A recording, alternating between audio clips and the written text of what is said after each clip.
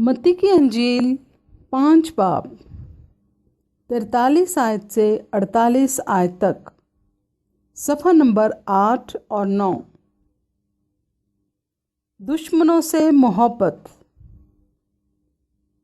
तुम सुन चुके हो कि कहा गया था कि अपने पड़ोसी से मोहब्बत रख और अपने दुश्मन से अदावत।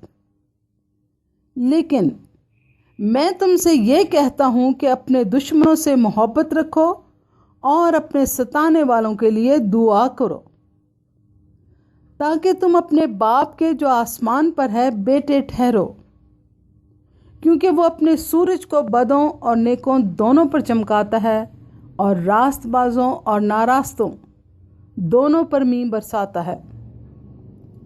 क्योंकि अगर तुम अपने मोहब्बत रखने वालों ही से मोहब्बत रखो तो तुम्हारे लिए क्या अजर है? क्या महसूल लेने वाले भी ऐसा नहीं करते? और अगर तुम फ़कत अपने भाइयों ही को सलाम करो तो क्या ज़्यादा करते हो? क्या गैर कौमों के लोग भी ऐसा नहीं करते? बस चाहिए कि तुम कामिल हो जैसा तुम्हारा आसमानी बाप कामिल है।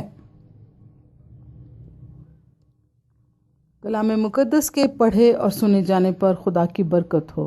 आमीन।